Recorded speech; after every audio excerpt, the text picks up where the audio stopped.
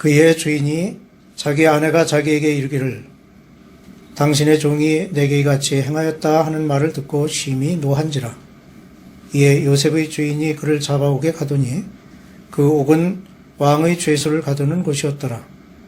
요셉이 옥에 갇혔으나 여호와께서 요셉과 함께 하시고 그에게 인자를 더하사 간수장에게 은혜를 받게 하시매 간수장이 옥중 죄수를 다 요셉의 손에 맡김으로 그 재반 사물을 요셉이 처리하고 간수장은 그의 손에 맡긴 것을 무엇이든지 살펴보지 아니하였으니 이는 여호와께서 요셉과 함께 하심이라. 여호와께서 그를 범사에 형통하게 하셨더라.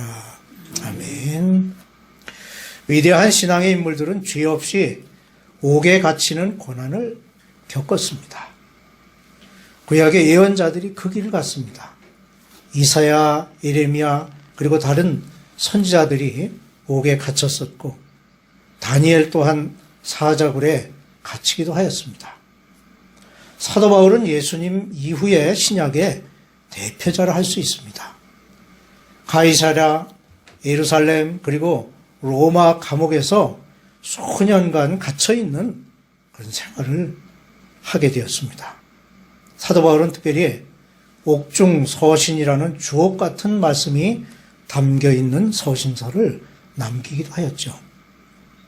오늘날에도 신앙을 지키기 위해서 또 의를 위해서 옥에 갇히는 고난을 당하는 예가 많이 있는 것을 보게 됩니다.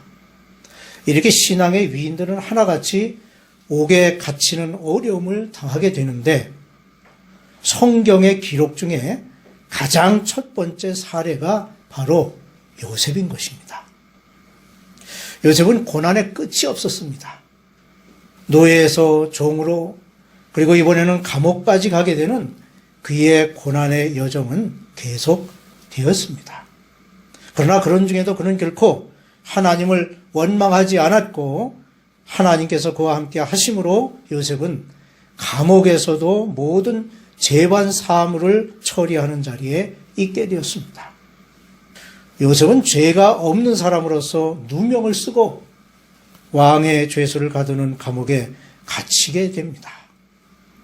요셉이 감옥에 갇히게 된 이유는 자기가 종으로 있던 그 집, 바로 바로의 신하 친위 대장인 보디발의 아내를 겁탈하려 했다는 것입니다. 그런데 당시에 간음죄는 매우 무거운 것이어서 실제로 요셉이 받게 된 형벌은 아주 가벼운 형벌이었다고 합니다. 그 이유는 당시의 애굽 여자들이 부도덕하여서 정조관념이 매우 희박하였고 애굽의 간음에 대한 법은 아주 엄격하여서 간음하려는 시도만으로도 천대의 매를 맞도록 했다라고 하는 것입니다. 그래서 이러한 설명은 매우 흥미로운 것인데 보디발이 자기 아내에 대한 범죄에 대해서 너무 가벼운 형벌을 내린 것이라고 볼 수 있는데 아마도 그 이유는 보디발이 자기의 아내를 별로 신뢰하지 않았다고 볼 수 있고 보디발은 지금까지 그렇게 신실했던 그 종을 희생시키고자 하지 아니했음을 반영하는 것이라고 그렇게 생각할 수 있습니다. 3절에 보면 그의 주인이 여호와께서 그와 함께 하심을 보며 또 여호와께서 그의 범사에 형통하게 하심을 보았더라는 말씀을 있는 것 같이 보디발은 요셉이 어떤 인물인지를 알고 있었습니다. 그리고 후일에 요셉이 애굽의 총리가 된 것은 우연한 일이 아니었음은 무엇보다도 하나님께서 그와 함께 하셨다라고 하는 것을 알 수 있습니다. 요셉은 하나님을 경외하는 자로서 경건함과 성실함으로 모든 일에 충성하는 사람이었습니다. 하지만 사악한 형들은 요셉을 시기하여 미디안 상인에게 그를 팔아 넘겼고 그들에 의해 애굽으로 팔려간 요셉은 다시 친위 대장 보디발의 아내에게 모함을 받아 옥에 갇히는 신세가 되고 말았습니다. 하지만 그러한 고난 중에서도 하나님을 결코 원망하지 않았으며 여전히 하나님을 경외하며 죄를 두려워하여 정결한 마음을 가졌습니다. 그는 옥중에서도 성실하게 행하였고 그리하여 하나님께서는 그에게 범사에 형통하게 하셨습니다. 무엇보다 하나님께서는 인간의 생각을 뛰어넘는 놀라운 구원의 계획을 가지고 계셨습니다. 첫째로 요셉은 하나님께서 자기와 함께 하심을 믿었습니다. 요셉은 자기와 함께 하시는 하나님을 의식하면서 죄를 지을 수 없었기에 자기에게 닥친 육체의 정욕에 대한 달콤한 유혹을 뿌리칠 수 있었습니다. 그리고 자기와 함께 하시는 하나님을 믿었던 요셉은 감옥 안에서도 하나님의 존재를 느끼면서 하나님을 원망하거나 불평하지 않고 자신을 향하신 하나님의 선하신 뜻을 기다리며 자기에게 맡겨진 일에 최선을 다했습니다. 22, 23절에 간수장이 옥중 죄수를 다 요셉의 손에 맡김으로 그 재반 사물을 요셉이 처리하고 간수장은 그의 손에 맡긴 것을 무엇이든지 살펴보지 아니하였으니 라는 말씀은 간수장조차도 요셉이 어떤 인물인지를 알고 있었음을 말해주고 있습니다. 일반적으로 죄수를 대하는 교도관들은 어떻습니까? 굉장히 강압적이고 위협적이지 않습니까? 그러나 요셉을 대하는 간수장의 태도는 그렇지가 않았습니다.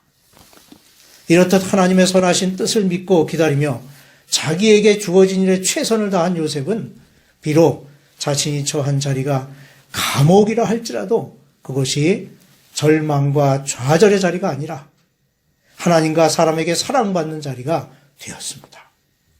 그러므로 우리 또한 자기가 처해 있는 상황이 어떠하든지 그곳에도 하나님이 함께 계시고 역사하신다는 사실을 믿고 성실히 행할 때에 그것이 하나님의 사랑을 받는 장소가 될 것이고 하나님의 이름을 드러내고 하나님께 영광을 돌리게 될 것입니다.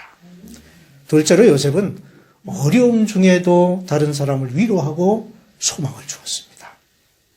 21절 하나님께서 요셉과 함께 하시고 그에게 인자를 더하사라는 말씀에서 볼 수 있듯이 요셉은 옥중 생활에서도 죄수들에게 자비를 베풀며 모든 사람에게 소망을 주며 평온한 마음으로 자신의 믿음을 지켰습니다.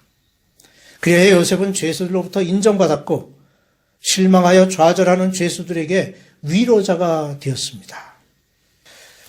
이와 같이 그러므로 우리 또한 길을 잃지 아니하고 정말 우리 또한 길을 잃고 방황하는 사람들에게 관대함을 보이고 소망을 심어주므로 의지할 것이 없는 이들에게 기댈 수 있는 벽이 되어서 소망을 주며 위로자가 되어야 할 것입니다.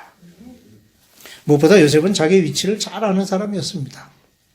그래서 보디발의 집에 종으로 있을 때에도 자기의 권한 밖의 일이나 또 교만하지 아니했습니다. 여주인의 유혹을 받았을 때에도 이 집에는 나보다 큰 이가 없으며 주인이 아무것도 내게 금하지 아니하였어도 금한 것은 당신뿐이니 당신은 그의 아내임이라는 자신의 위치를 분명히 하였습니다. 이러한 요셉의 분별력은 그의 겸손한 성격으로 표현되었는데 자신의 처지와 같은 동료 죄수들에게도 교만하지 아니하였고 오히려 그들을 돕고 위로하며 소망을 주었습니다. 이와 같이 우리 또한 자신의 위치와 형편을 바로 알고 하나님 앞에서 겸손하게 살아가야 할 뿐만 아니라 남의 허물을 책망하기 전에 먼저 자기 자신을 돌아보는 자가 되어야 할 것입니다. 셋째로 하나님께서 요셉을 형통하게 하셨습니다. 형통이란 용어는 기독교에서 아주 중요한 단어이지요. 형통이란 단어의 사전적 의미는 모든 일이 뜻대로 잘 되어감이라고 정의하고 있는 것과 같이 다분히 긍정적인 의미를 담고 있는 표현입니다. 성경에 이 용어가 68회 등장하는데 긍정적인 표현은 49번 나옵니다. 그 중에는 악인의 형통에 대한 표현도 다수 나오고 있는 것을 보게 됩니다. 형통이라는 표현이 요셉의 이야기가 기록되어진 창세기 39장에 3번 등장합니다. 무엇을 얘기합니까? 그만큼 요셉과 관련하여 그는 형통의 사람이었음을 보여주는 것이라 할 수 있습니다. 바로 하나님께서 요셉과 함께 하심으로 얻어진 결과가 형통이라고 할 수 있습니다. 요셉은 자신의 어려운 처지와 환경 속에서도 결코 하나님의 선하신 뜻을 의심하지 아니했고 인내하며 기다렸습니다. 이와 같이 요셉은 인내로서 자기가 어디에 있든지 하나님께서 형통하게 하심을 믿었으며 억울한 일을 당하거나 모함을 당해도 하나님을 원망하거나 불평하지 않고 자신에게 주어진 일을 최선을 다했습니다. 우리 또한 어떤 어려움 중에도 하나님을 의식하며 믿고 인내하면 형통한 길을 가게 될 것입니다. 뿐만 아니라 우리는 자신의 삶이 어렵고 힘들다고 자신의 삶에 급급하지 말고 도움이 필요한 자를 외면하지 말아야 합니다. 지금도 우리의 도움을 간절히 구하는 사람들이 많이 있습니다. 그들의 빛이 되어주고 그들에게 위로와 소망을 주어야 하겠습니다. 1853년 크리미아 전쟁이 일어나고 있을 때 그 전쟁터는 말 그대로 생지옥이었습니다. 부상병들은 그냥 버려져서 추위와 굶주림, 전염병에 감염되어 죽어갔습니다.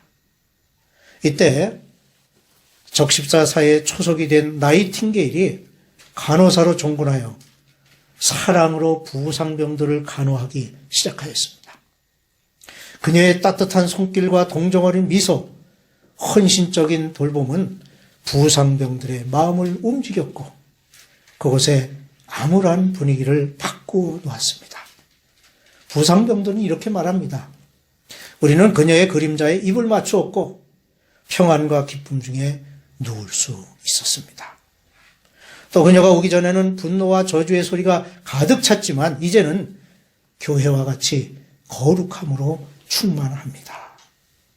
이것이 당시 부상병들의 고백이었습니다. 이와 같이 사랑으로 가득 찬 우리의 돌봄은 위대한 힘을 발휘할 수 있는 것입니다. 도움이 필요한 사람에게 손길을 펼치면 그것은 그들만을 위한 것이 아니라 하나님의 풍성하신 사랑이 그들에게 또한 우리에게 함께하는 축복이 될 것이고 우리의 삶은 형통하게 될 것입니다.